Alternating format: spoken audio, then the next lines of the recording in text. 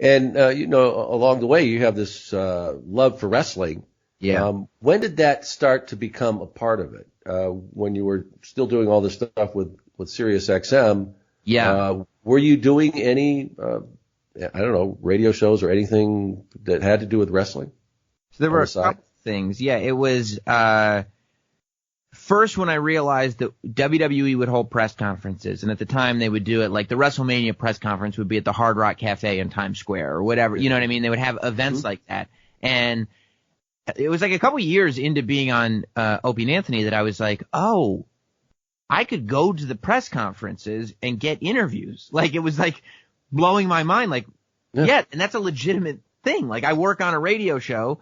If the interviews are good, we'll play the audio on the air. Like, this is actually what they're designed for. So you have passes to do that. You get in. Yeah, I don't have to sneak in. I don't have to like, oh, you work for who? You don't have to I'm in. You don't have to wear a hat with a little card in it that says press. Yeah, it was mind blowing. So I started doing stuff like that, and that's where I really started getting wrestling interviews, right, and incorporating it into what I was doing, with O&A and with Sirius XM. And very early on, I would do, kind of bits like one of the earlier bits that I did with Opie and Anthony that was recurring was when Vince McMahon's limo blew up on Monday Night Raw. Yeah. And they treated it so seriously, and it was all a little bit tongue in cheek, but clearly as a storyline they were taking it seriously. Right. So I went in on the air, and like Opie and Anthony, they'd be like, "Sam, what's this thing that happened on Monday Night Raw last night?" And I was like, "Guys, it's not really funny, but Vince passed away." And they were like, "What?" And I go, "Blown to bits. His limo blew up. Vince unfortunately passed away, and his limo blew up, and they are looking for the culprit." And like just played it completely straight the entire time. Throughout the week, like WWE.com was getting updated with storyline updates. So I would go in on the radio show that was not a wrestling radio show and present it as, hey guys, there's good news. There is some information that's being leaked out right now. The investigation is ongoing, and so, at that point, the audience started to get really familiar with the fact that I was, wrestling obsessed. Mm-hmm. And yeah, it allowed me to start to incorporate my passion for wrestling into my job. Yeah, and start growing an audience. Yes, exactly. And that's always been kind of a big thing. Like, as I got older, like as I entered into adulthood, it was like, it's okay to still have these obsessions that you had when you were a kid, but they really have to fit into what you do. Like, they have to fit into what you do for a living. Like, they can't. I've never liked the idea of being one of those sort of, weekend warrior guys where I'm stuck at this dead end job and I just watch wrestling. And I feel like I've got to incorporate it all together into one thing. And that's just how I figured it out. But when did it start to really get serious, though, that this was going to be another major part of your life as far as, as a job, really? I mean, it would become that as well. Yeah, I think for me it was, so when I started going to the WWE press conferences, I would kind of be asking half wacky questions that I was trying to get on the air on Opie and Anthony's show, because that was the intent. And then you had to make it content worthy for them. Right. Yeah. Which is, again, not a wrestling show. Yeah. But I was like, at one point, I was like, well, what if I just, and I brought one of the guys with me to video, and I just did I asked these guys questions that I wanted to know, like as a wrestling fan. What if I just did some wrestling interviews with these guys, and if I happen to get some audio for O&A, I'll get some audio for O&A, or maybe I'll go like, okay, like one guy over here, I'll get some stuff for the radio show. But while I'm here, what if I just interviewed everybody I had access to, and I got them on camera and everything, and I just uploaded. And this was before podcasts were, I don't even know if podcasts were around, but it was definitely before they were big. And it was before people were really doing a lot of wrestling interviews on YouTube as well.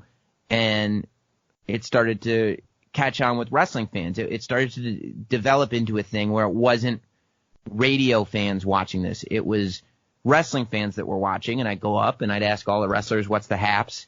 And then and then I'd ask them a couple wrestling questions, and it was like people were really starting to dig that content. And so I did that for a while, and then when I was doing my own shows outside of Opie and Anthony on Sirius XM, I would try to get, wrestlers here and there to maybe do an interview on my show with me, and I got to do that here and there. And then eventually, like 5 years ago, I was like, okay, I'm doing all these interviews for YouTube, because that's where it got to. Like, I was like, okay, I'm doing all these wrestling interviews for YouTube and seeing if there's spots to sneak them in on the radio.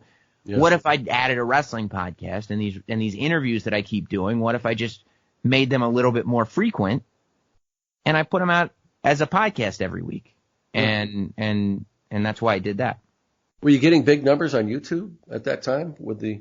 Yeah, I was doing well on YouTube, especially for the time. I don't know if you look back and go and by today's standards, are they earth shattering? I don't know about that, but for the time and for me, they were really good, and they were really resonating. And I remember actually the first person that I recall from within the business to acknowledge what I was doing on social media was Paul Heyman. And Paul Heyman was not at WWE at the time. This was, one of the times where he was outside of WWE. It was before he'd come back.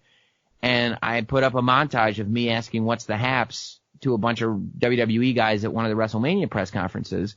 And Paul Heyman, put it up on his Twitter. I didn't know him. He just, somebody had alerted him to the video, I guess, and he thought it was funny, and he posted it. And I was like, oh my God, right? Heyman.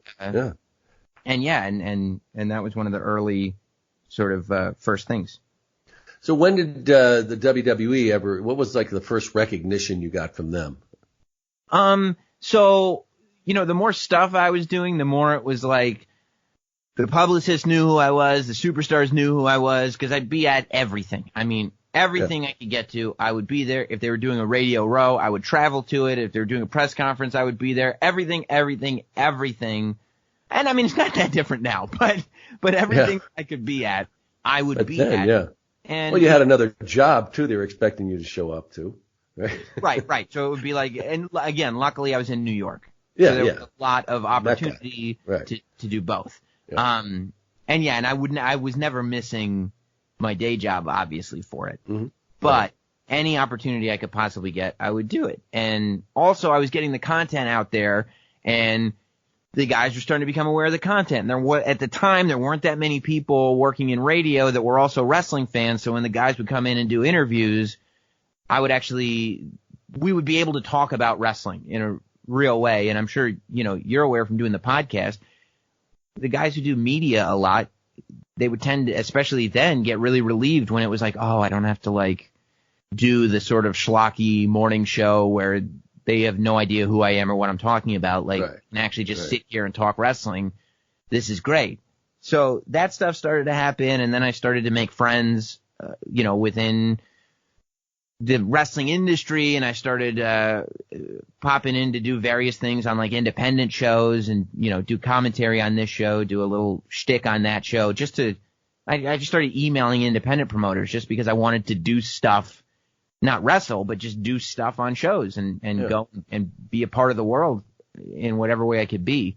And then I made some friends inside WWE too. Eventually, I did a broadcaster audition in Stamford at WWE, which I got zero callback from. No callback whatsoever. No interest. Sell the broom. Yeah. I realized that I had gotten the audition, I think, as a favor to somebody who liked me, because I just don't think that was ever, but whatever, all things happen in the right time for the right reason. Really? Yeah. But you look at this, Sam, this timeline on this, and you worked your ass off for a good decade there, and then things really start to happen. 2014, 2015, and look, we're talking 4 years that this all just is blown up. In terms of you're like the king of all media here for when it comes to wrestling. And I mean, with the podcast, I mean, you start that about then, right? And it's, I think it's initially Sam Roberts Wrestling Podcast, now not Sam, but Yeah. It's not like, I guess, an overnight success in a lot of ways, but was that like all of a sudden it just started to snowball? I mean, all this work, and then it just started to roll. I don't. Because a lot has happened over the last 4 years for you. Yes, and a lot started clicking, but I also feel like it's not like I worked my ass off for the first 10, and then in the last 4 I've been able to kind of just enjoy that. It's like, you know, I've been working even harder in the last 4, but the results are there. And like, that's what I mean. I'm like now, the last few years, the results of just like, man, you know. Yes, and I'm getting to live, you know, all these things that I dreamed about. You know, I was doing, you know, I think at this point, 4 years ago, and 4.5 to 5 years ago, I got the opportunity to launch my own solo show on Sirius XM, Sam Roberts Show. And I did that for about 1.5 years, and it was like one of the greatest times in my life. You know, I was on from 9 to midnight every night, you know, and just figuring it out, just on an island by myself, making it work, and you know, created this little monster of a show, and I just loved it. And it got to the point where Sirius came to me and they were like, look, you know, we want to do a morning show. We want to keep Jim Norton on board. Do you like Jim? You know, we want to do more with you. What do you think of doing a show with Jim?